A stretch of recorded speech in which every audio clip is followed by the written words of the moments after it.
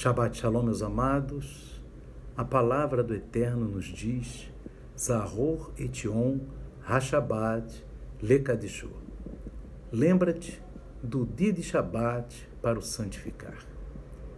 Queridos amados, nesta tarde de Shabbat, em que estamos examinando a Parashá Hukat, que quer dizer estatuto, nós vamos estudar agora, dentro da porção da Torá, no livro de Bamidbar, Números, capítulo 21, nós vamos examinar dos versículos 33 a 35.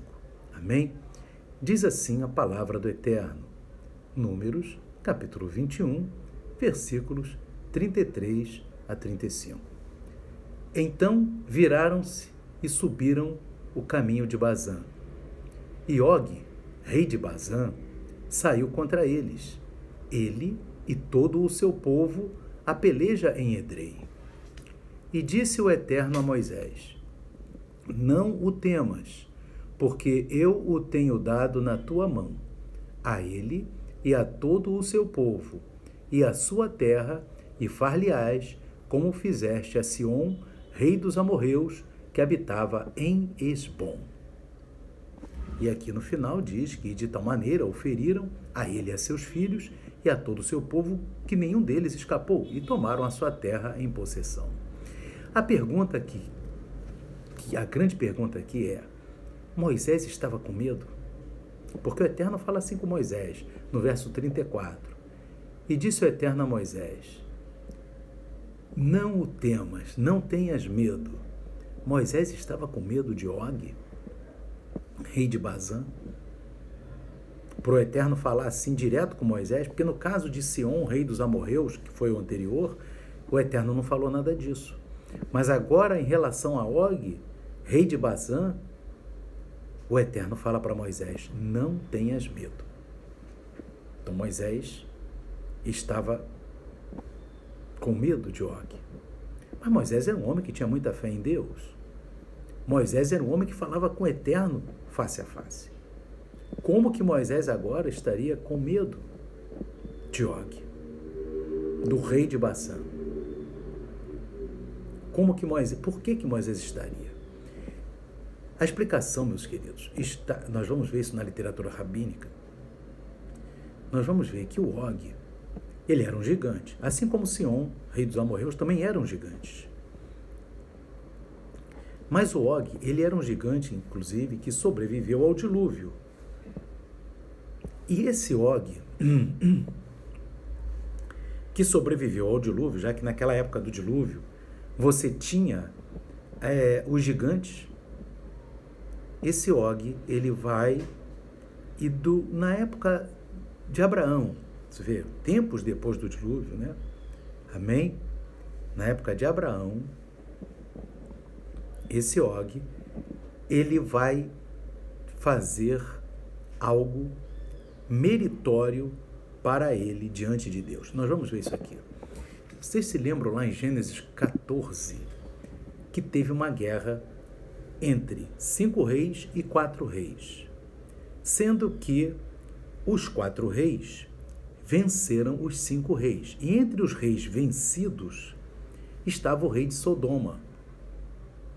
E devido à derrota de Sodoma, Ló, que era sobrinho de Abraão, ele também foi capturado. Aqui diz em Gênesis 14, verso 12, diz assim: Também tomaram a Ló, que habitava em Sodoma, filho do irmão de Abrão, e os seus bens, e foram-se. No verso seguinte, verso 13, Gênesis 14, 13, diz assim: Então veio um que escapara e o contou a Abraão, o hebreu. Ele habitava junto aos carvalhais de Manre, o amorreu, irmão de Escol, irmão de Aner, eles eram confederados de Abraão. Então, um chegou para Abraão e disse: seu sobrinho, filho do seu irmão, foi capturado. E Abraão foi avisado e se aparelhou com os seus homens e foram resgatar Ló. E tiveram vitória e resgataram Ló e todos os seus bens. Queridos amados, esse um que avisou Abraão era o Og. Será que o Og queria o bem de Abraão, o bem de Ló? Provavelmente não. Provavelmente ele avisou Abraão para Abraão entrar na guerra e de repente até perecer. Mas na verdade ele avisou a Abraão. E através dele, Ló pôde ser resgatado, porque ele avisou Abraão, Abraão se aparelhou, foi para a guerra e Ló foi resgatado. Gênesis 14. E ali, meus irmãos, nós vemos que Og teve um mérito diante de Adonai. E é por esse mérito. Por quê?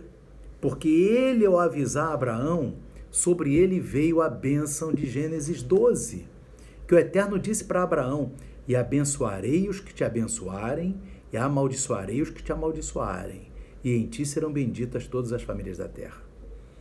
Moisés sabia disso.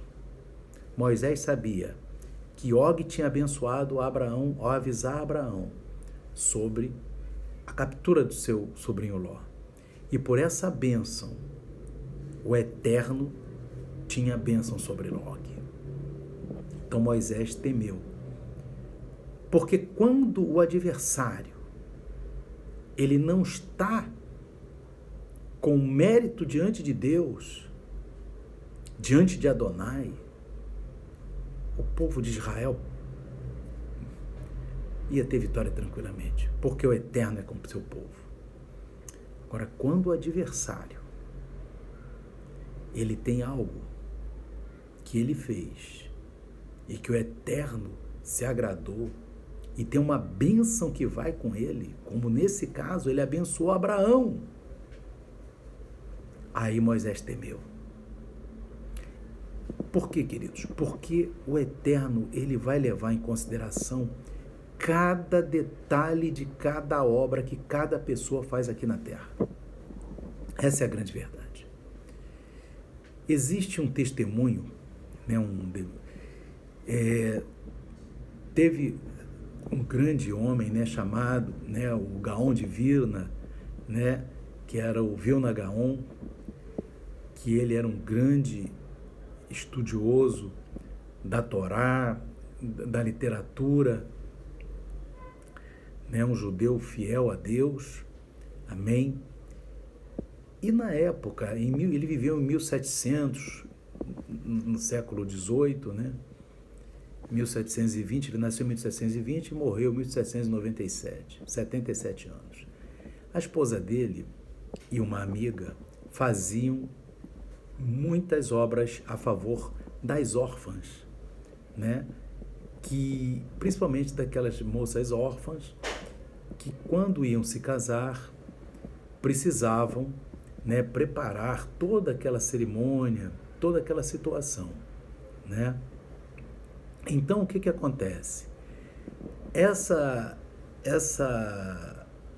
Elas foram ajudar as órfãs, né? Foram ajudar aquelas pessoas, amém? E numa ocasião, elas estavam tentando, né, arrecadar fundos para ajudar uma moça órfã que ia se casar.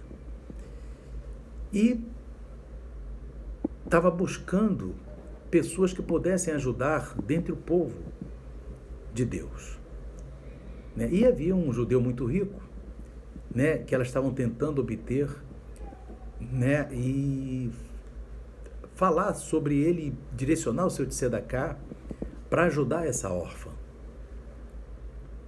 no seu casamento. E ela foi e elas não estavam encontrando aquele judeu rico, aquele homem rico. E aí chegou a esposa do Vilna Gaon. Ele apontou: olha ele lá.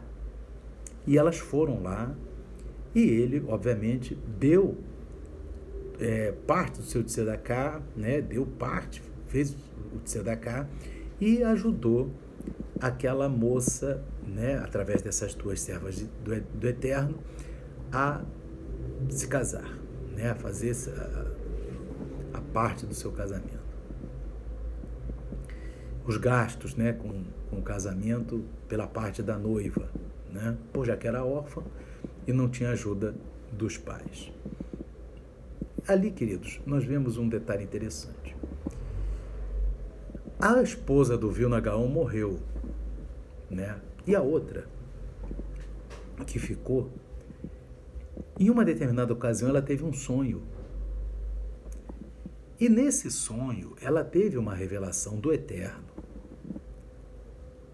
dizendo sobre exatamente esse episódio em que elas estavam tentando ajudar aquela órfã a preparar o seu casamento. E o Eterno falou com ela, com essa que sobreviveu, né? Que quando as duas estavam ali fazendo aquela obra junto àquele homem rico para poder receber aquele tzedaká, para ajudar aquele casamento de uma pessoa órfã, né? Porque a pessoa não tinha recursos, elas duas receberam o mérito, a recompensa por aquele tzedaká também. Amém? Mas a mulher do Vilna Gaon, por ter apontado o homem, ter achado o homem, ainda recebeu um mérito um pouquinho maior. Então, irmãos, o que a gente pode entender aí? Que o Eterno, ele leva em consideração os detalhes da obra, do cumprimento da obra de Deus. Você obedece à palavra de Deus, mas cada detalhe da obediência é levado em conta pelo Eterno. E exatamente um detalhe, que foi o caso do Og ter avisado a Abraão, fez Moisés temer, porque Moisés sabe que o Eterno recompensará a cada um segundo as suas obras.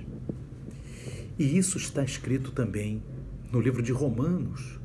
O apóstolo Paulo, ele fala para nós, através da sua carta, em Romanos capítulo 2, verso 6, ele diz assim: o qual, o Eterno, recompensará cada um segundo as suas obras, a saber, verso 7, Romanos 2, 6, agora verso 7. A vida eterna aos que com perseverança em fazer bem procuram glória, honra e incorrupção. Mas a indignação e a ira aos que são contenciosos, desobedientes à verdade e obedientes à iniquidade.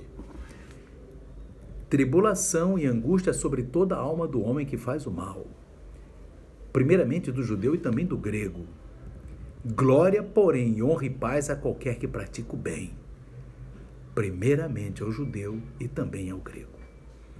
Então, queridos, nós vemos que cada detalhe, você quando está obedecendo a Torá, está obedecendo a palavra de Yeshua, cada detalhe da sua obediência pesa.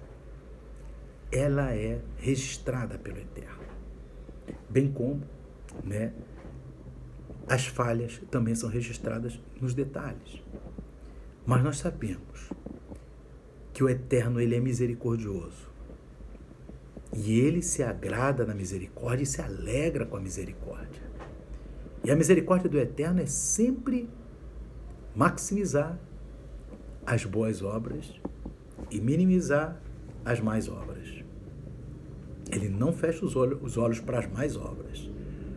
Mas veja bem, só o fato daquela mulher ter apontado para o homem que ia doar o tzedaká, para ajudar aquela órfã, lhe contou também como uma obra. Por isso cumpre aqui a palavra do Eterno em Romanos 2,6, que recompensará a cada um segundo as suas obras e no detalhe. Por isso que Moisés temeu. Og tinha uma boa obra, e uma obra grande, porque ele fez uma bênção para Abraão, e em Gênesis diz: abençoarei os que te abençoarem. Mas o Eterno tranquilizou Moisés e disse: não tenhas medo.